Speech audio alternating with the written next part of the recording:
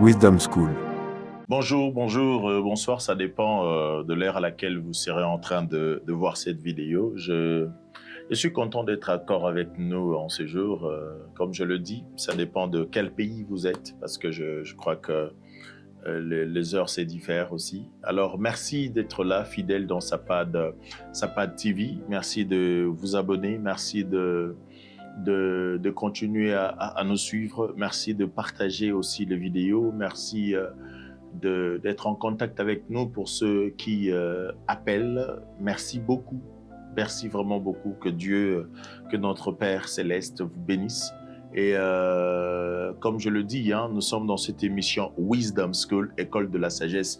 Ici, on apprend des choses, non seulement des choses dont on connaît déjà, mais aussi des choses dont on a tendance à ignorer toujours. C'est vrai nous les connaissons, mais nous avons tout le temps tendance à les ignorer. Et ces choses-là, moi, je pense que ce sont des choses hyper importantes parce que la vie a besoin de la sagesse. Alors, dans Wisdom School, je crois que depuis le premier numéro, d'ailleurs, quand on a parlé de la jalousie dans la famille, je crois que ça bénit beaucoup de personnes. Alors, je commençais un thème, j'ai parlé au premier numéro, deuxième, sur les fausses bénédictions ou encore des faux progrès. Alors, c'est un thème dont je trouvais vraiment un sujet que j'ai trouvé important. Je crois que vous trouvez aussi l'importance de cela. Alors, restez scotchés pendant ce peu de temps que nous avons pour parler de ce sujet. Ça, c'est le troisième numéro. J'avais promis que j'allais continuer à parler de cela dans le numéro prochain. Et c'est ça le numéro.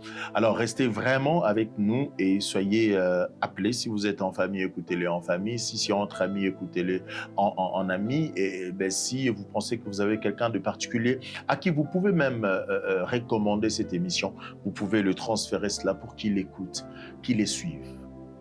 Qui la suivent en fait. Parce que je crois qu'il y a des choses importantes qui se disent ici dont tu as vraiment besoin. Je parlais du premier point, toujours dans ce thème, les fausses bénédictions. Je ne peux pas récapituler ici. Ce que je vais faire, je vais lire juste la définition que je donne à ça, ce que j'appelle une fausse définition. Et puis, je vais directement commencer parce que je me rappelle que j'étais arrivé au point 5. Je vais m'apaisantir un peu sur le cinquième point et puis passer à autre chose pour aller conclure parce que je crois que je vais finir ça aujourd'hui. Non pas parce qu'il y a des choses à parler et terminer, mais juste parce qu'on doit passer à autre chose. Merci beaucoup. Maintenant, je veux lire la définition dont je vous ai dit tout à l'heure. C'est quoi les fausses bénédictions? Les fausses bénédictions, j'ai essayé de concevoir cela dans mon esprit pour voir ce que ça veut vraiment dire. Parce que tout le monde sur cette terre a besoin que les gens le respectent, a besoin d'être bien vu devant les gens, se présenter bien, a besoin, même si la personne a dormi en famille, mais quand elle sort devant les gens, elle a besoin qu'on le trouve, voilà, quelqu'un qui a mangé je ne sais quoi. Alors, tous nous sommes dans ça. Alors, je veux qu'on comprenne. Je crois que tu as assez écouté ça, mais c'est important que tu l'écoutes encore. Alors, qu'est-ce que je parle sur les fausses bénédictions? Je dis les fausses bénédictions sont des choses qui semblent bonnes en apparence. Voyez, lorsqu'on le regarde, mais c'est beau, c'est bien. Rappelez-vous de l'histoire que je vous ai relatée de cette fille qui sortait avec le prêtre. N'oubliez pas. Et quand elle est tombée enceinte du prêtre, le prêtre lui dit de mettre ça sur la tête d'un autre garçon. Alors la fille met ça sur la tête d'un garçon et puis le prêtre dit à la fille de ramener le garçon chez lui. Comme quoi, je suis son encadreur et pendant que tu l'as engrossé, tu veux me faire la honte ou quoi? Alors je veux que tu l'épouses. Dès que le garçon va accepter, le prêtre lui-même va sponsoriser le mariage. Il donne de l'argent au garçon pour aller épouser la fille. Il donne le travail au garçon pour que le garçon soit à mesure de prendre en charge la femme ainsi que la grossesse. Et les garçons, dans sa tête, je crois que s'il était chrétien, il peut aller témoigner à l'église que Dieu l'a béni. Il peut aller témoigner que Dieu a fait des miracles dans sa vie. En réalité, ce n'est pas une bénédiction. C'est ce que j'appelle des fausses bénédictions. Parce qu'après, la fille a continué à sortir avec le prêtre. Vous comprenez ça?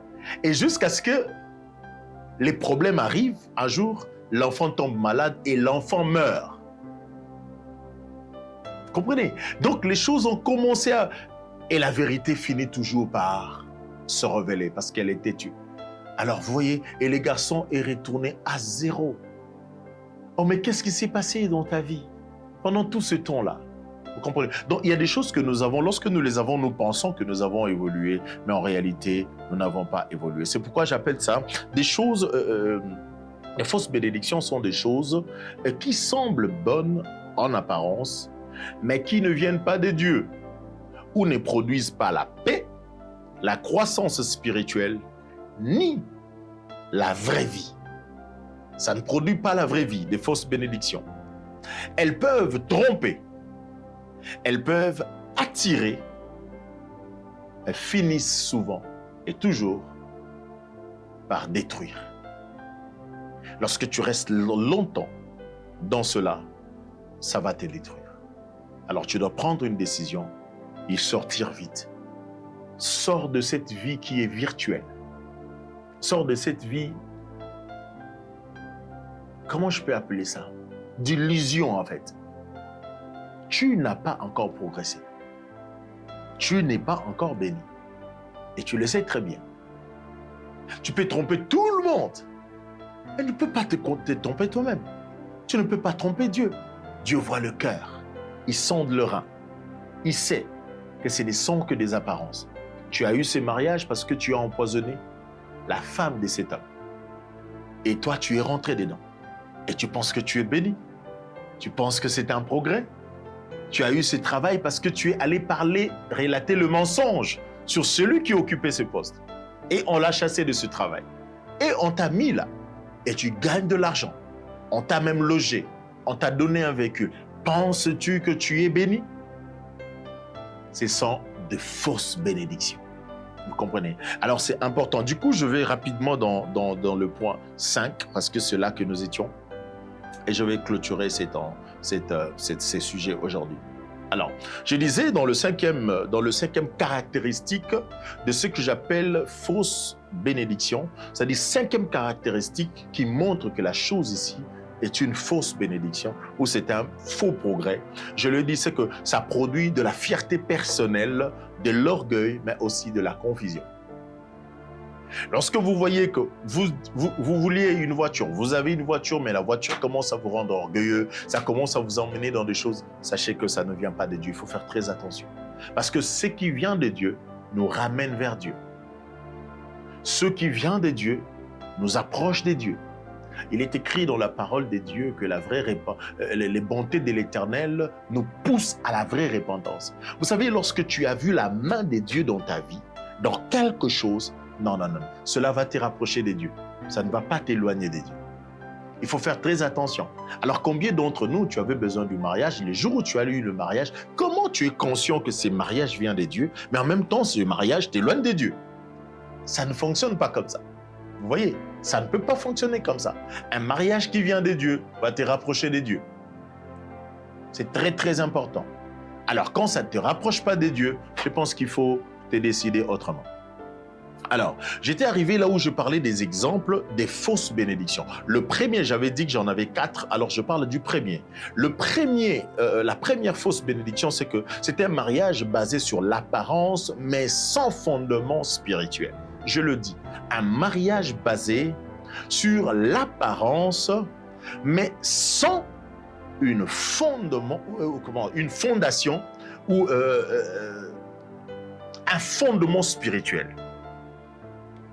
Ça, c'est très important. Alors, là-dedans, je crois que je m'étais arrêté là. Je vais continuer. C'est là où j'expliquais l'histoire d'Adam. Pour voir que les mariages, c'est d'abord spirituel. Ce n'est pas d'abord charnel. Je sais qu'un jour, je prendrai ce sujet pour qu'on en parle dans l'école de sagesse. Mais aujourd'hui, j'aimerais brosser un peu, j'aimerais frôler un peu le point. Pour expliquer comment est-ce que comment est-ce qu'un mariage basé sur l'apparence est une fausse bénédiction, qui n'a pas de fondement spirituel. Écoutez, le mariage est purement spirituel. D'ailleurs, c'est Dieu qui instruit le mariage. Ce n'est pas la volonté de l'homme de se marier. C'est Dieu, lui, dans sa bonté, il a repéré dans l'homme un besoin. L'homme avait un besoin que lui-même ignorait, parce que l'homme ne savait même pas de quoi il voulait exactement. Après avoir nommé les animaux, après avoir nommé tout ce qui existait sur la terre, la Bible dit que l'homme n'a pas vu un être semblable à lui. Mais c'était quoi cet être-là? Adam ne sait pas. Et comment devait être cet être-là? Il ne connaît pas. Dieu a vu qu'il n'était pas bon que l'homme soit seul et il a conçu la femme. Mais ce que j'aime, c'est le processus que Dieu a utilisé. Le schéma des dieux, c'est un schéma extraordinaire. La Bible dit, l'Éternel fait tomber sur Adam un profond sommeil. J'aime le dire. Parce que lorsqu'on parle du sommeil, c'est ce que tout le monde connaît. On dort la nuit, on se réveille le matin. Ou la journée, ça dépend, whatever. Mais c'est le sommeil que nous connaissons. Mais lorsqu'on parle du profond sommeil, c'est différent avec les sommeils, je le dis. Lorsqu'on parle du profond sommeil, on veut juste parler de la mort. Parce que quand quelqu'un meurt, nous disons, il est rentré dans le profond sommeil. Alors, si l'Éternel a fait tomber sur Adam un profond sommeil, cela veut simplement dire que Adam était mort. L'Éternel a tué Adam. Oh, je pense que tu ne comprends pas. On va aller lentement. Pour que tu comprennes. Pourquoi il fallait que Adam rentre dans le profond sommeil pour que Ève soit créée? Pourquoi Dieu ne réalise pas Ève dans la même logique qu'il a réalisé Adam?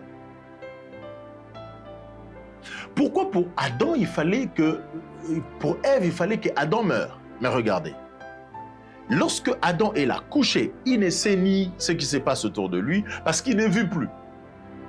Et l'Éternel a retiré dans le côte d'Adam et il a commencé à renfermer la chair.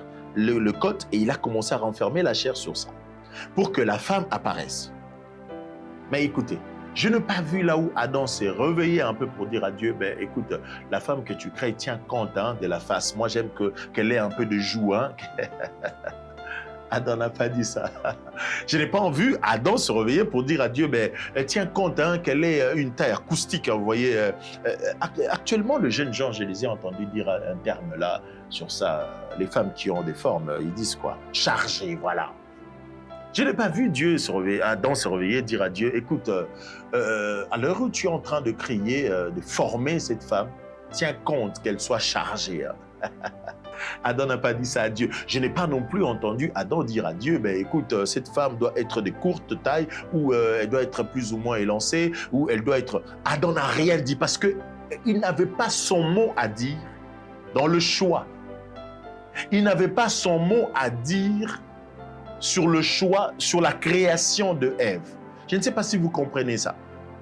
Je suis en train de vous révéler le côté spirituel du mariage. Je suis en train de vous faire voir à combien Dieu s'engage dans ce qui concerne le mariage. Comment est-ce que Dieu lui-même prend les devants pour ce qui concerne le mariage. Je ne sais pas si nous sommes en train de comprendre. C'est-à-dire qu'il ne nous laisse pas le choix. Lui-même veut prendre le devant sur ce qui est du mariage. Il ne veut pas te laisser même un avis. Dieu n'a pas besoin de ton avis. J'entends beaucoup de gens dire, écoutez, ce qui est grave, j'entends même les pasteurs le dire. Ils disent aux gens, est-ce que c'est Dieu qui viendra vivre avec cette femme? Ils disent aux hommes, c'est là, est-ce que c'est Dieu qui viendra vivre avec cette femme? Frère, quand tu veux t'épouser, il faut bien regarder, il faut choisir celle qui est belle, qui est ceci, qui est cela. Est-ce que c'est Dieu qui viendra vivre avec elle? C'est toi qui dois vivre avec elle, il faut l'aimer. Admettons que tu as suivi cette femme parce qu'elle a des longs cheveux comme une blonde ou je ne sais pas quoi, et que demain, je ne sais pas par quel mystique ou par quelle erreur de la cuisine par exemple, et que tous ses cheveux s'est brûlés. Elle devient quoi pour toi si c'est pour le cheveu que tu l'avais choisi?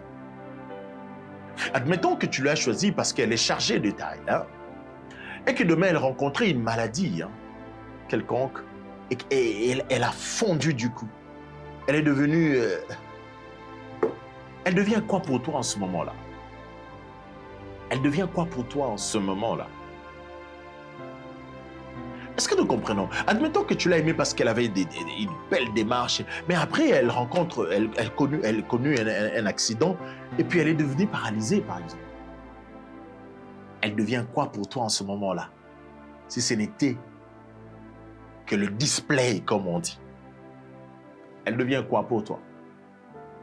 Si ton mariage, le mariage pour toi, c'était basé sur sa forme, sur sa taille, sur son intelligence, sur la richesse, si le mariage pour toi était basé sur ça, elle devient quoi en ce moment-là pour toi? J'aimerais que nous le comprenions très bien. Un mariage est une fausse bénédiction lorsqu'elle est basée lorsqu'elle est basée sur l'apparence, j'ai une question pour toi. Lorsque tu penses à ta femme, qu'est-ce qui te vient en tête? Tu n'es pas avec elle, tu es seul, au travail, je ne sais où. Elle te vient à l'esprit. Qu'est-ce qui te fait de la joie? Qu'est-ce qui te réjouit davantage du fait que tu l'as, elle, comme épouse? C'est quoi? J'aimerais que tu répondes à cette question avec honnêteté. Et qu'est-ce qui te fait tellement de la joie lorsque tu penses que c'est lui que tu as comme époux? Qu'est-ce qui te réjouit? Est-ce que c'est son argent? Est-ce que c'est sa taille? Est-ce que c'est sa face? Est-ce que c'est sa corpulence? Est-ce que c'est sa façon de s'habiller? Est-ce que c'est quoi? C'est quoi exactement? Exactement. Voilà pourquoi des personnes peuvent faire 20 ans, 10 ans, 15 ans, 30 ans de mariage et puis divorcer après. Il était fondé sur quoi? Je n'ai aucun moment vu Adam dire à Dieu ce qu'il devait faire ou ce qu'il devait ajouter ou ne pas mettre en réalisant ou en formant Ève. C'est-à-dire, Adam avait compris que Dieu le connaît mieux que lui-même et que tout ce que Dieu allait lui proposer serait meilleur. C'est ainsi que quand il se réveille, il dit, voici cette fois-ci. Autrement dit, oh Dieu, tu as pour toi créé, hein? Tu as pour toi beaucoup créé. Mais cette fois-ci, oh là là, tu as créé. C'est comme pour dire à Dieu, depuis que tu as commencé à créer, tu n'as pas encore atteint ce niveau. Ça, c'est le parfait. C'est une création parfaite que tu as réalisée. C'était une façon de dire ça au Seigneur. Ah, mais Adam, comment tu dis ça alors que tu n'as pas participé? On a réalisé cette personne sans ton consentement. Comment peux-tu dire cela? Comment peux-tu dire cela, Adam? C'est pas possible. Mais Adam l'a dit, vous comprenez. C'est parce qu'il avait compris. Alors, ici, j'aimerais dire à quelqu'un qu'un mariage doit être basé d'abord sur des fondements qui sont spirituels. Des fondements spirituels. C'est ce qui doit d'abord caractériser votre mariage. Ce n'est pas par rapport à tout ce que vous avez vécu ou à tout ce que vous rencontrez. Non, ce n'est pas par rapport à cela. C'est d'abord par rapport à des fondements solides qui sont spirituels, des fondements spirituels. Et ce n'est qu'en ce moment-là que tu peux avoir une vraie bénédiction. Alors, deuxième exemple, rapidement, je parle d'un autre exemple. Une richesse rapide, mais qui pousse à l'orgueil ou à la chute. Vous savez, nous avons des richesses rapides. Aujourd'hui, on dit l'argent facile. Voilà. On appelle ça comme ça, l'argent facile. C'est-à-dire, on peut l'avoir, aussitôt on veut l'avoir, on peut l'avoir. Et par n'importe quel moyen. Je me rappelle à l'époque, j'étais en Afrique du Sud, quand je suis... Déjà là-bas, j'étais avec un ami qui était vraiment un ami à moi. Après, lui, il était rentré au pays avant moi. Et moi, je suis rentré après. Un jour, on était en train de parler et il me dira qu'il a été branché. C'est son oncle qui l'a branché, son oncle paternel ou maternel, je ne sais plus, l'a branché et puis il voulait aussi me brancher. Alors, quand j'essaie d'écouter ces branchements, donc ils voulaient m'inviter dans leur entreprise parce que je l'ai trouvé rouler en carrosse et tout ça. Il était bien installé, tout ça.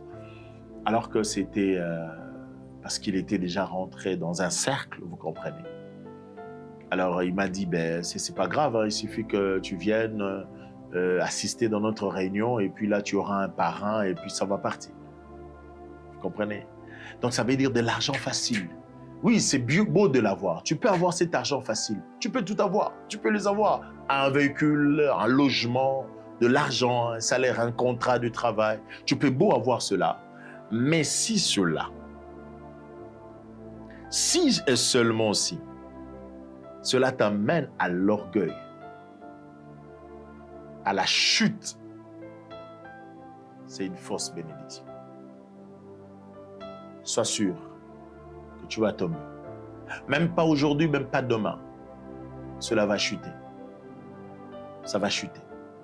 Et quand ça va chuter, tu seras où? Allons-y comprendre. Mais troisième exemple, je parle d'une promotion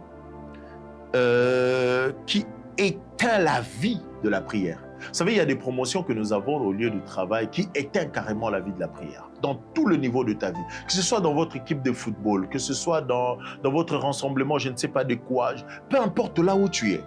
Mais si tu sens que tu es en train d'être promu, tu es en train de monter, tu es en train d'être, comment on appelle, être élevé en dignité ou élevé dans des postes, dans certains postes clés, fais attention. Si cette promotion-là éteint la vie de la prière en toi, éteint la soif des dieux en toi, éteint l'amour que tu avais de la parole des dieux, fais très attention. Fais très attention. C'est une fausse bénédiction. Elle n'est pas vraie. Rappelez-vous, la vraie bénédiction, c'est une bénédiction qui nous rapproche de Dieu. La vraie bénédiction, c'est une bénédiction qui nous rapproche de Dieu. N'oubliez jamais cela, que la vraie bénédiction est celle qui nous approche de Dieu. La vraie bénédiction est celle qui nous approche de Dieu. Ne l'oublie jamais. Je l'ai répété 3 fois. Ne l'oublie jamais. Alors, quatrième exemple,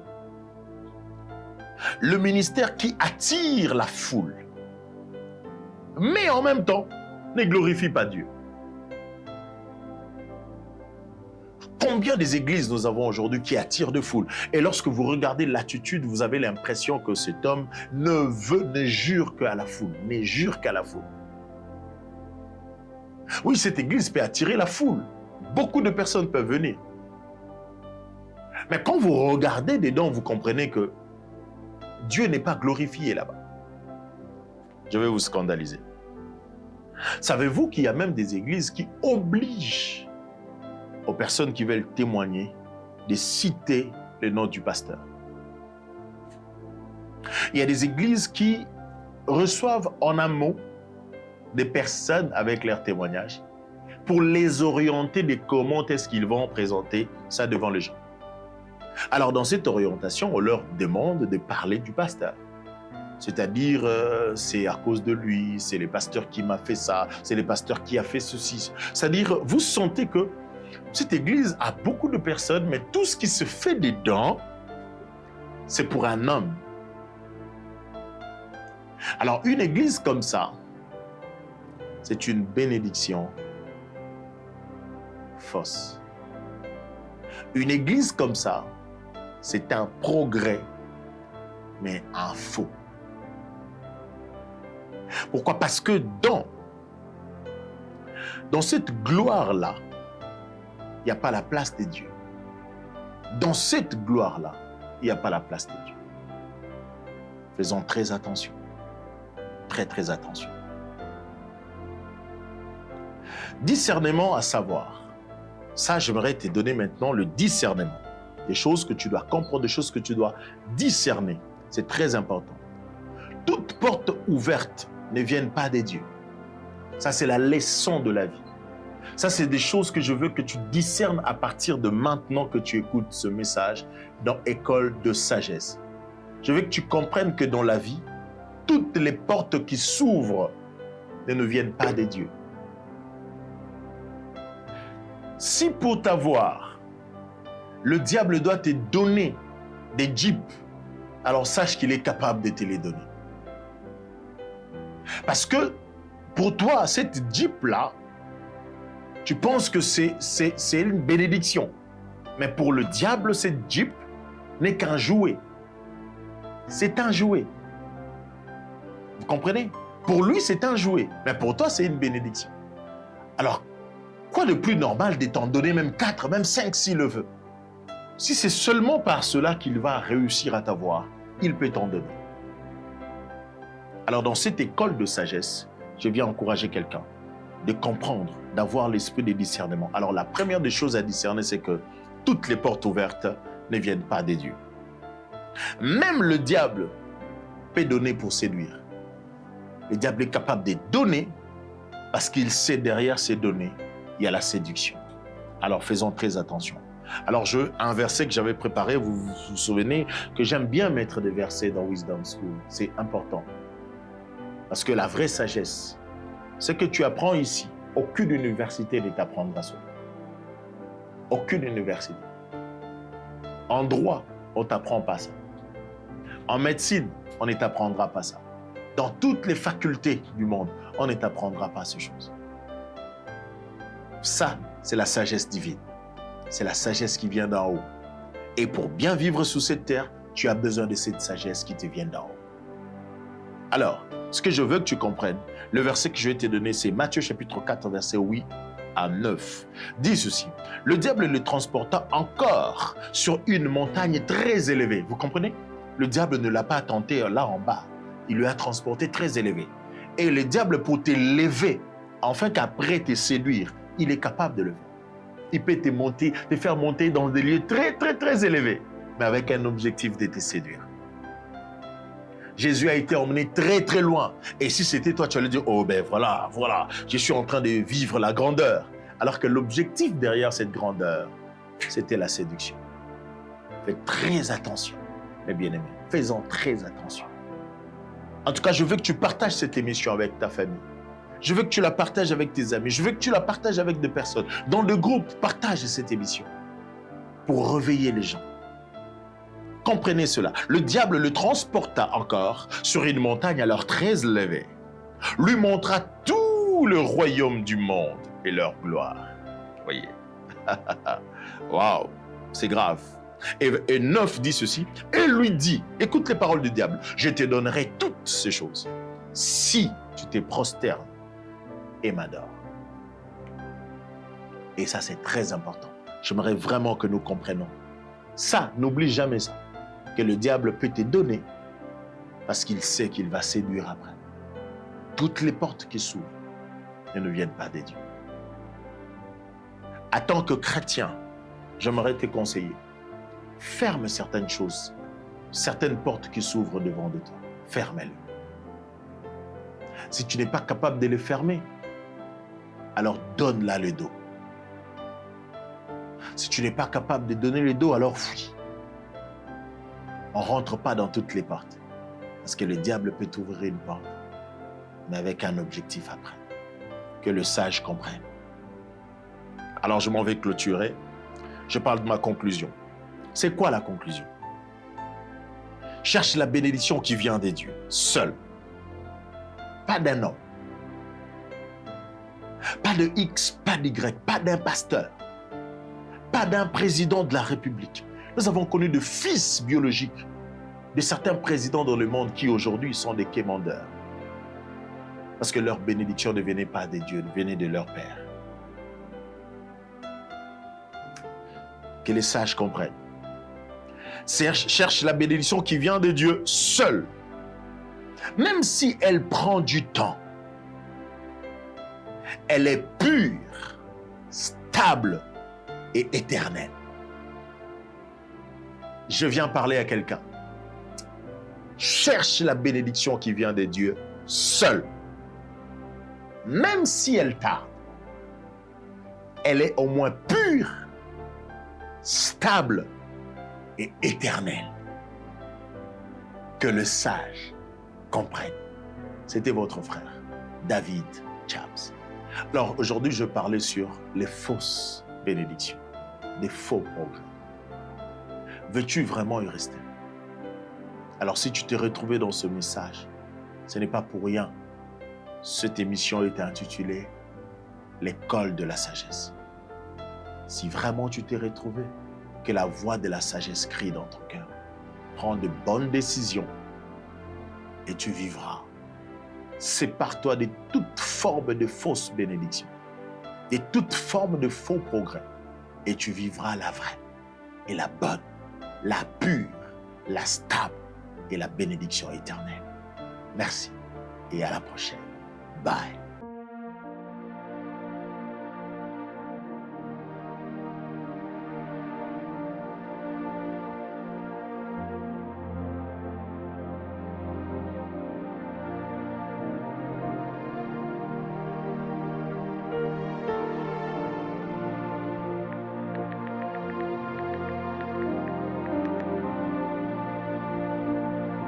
Wisdom School.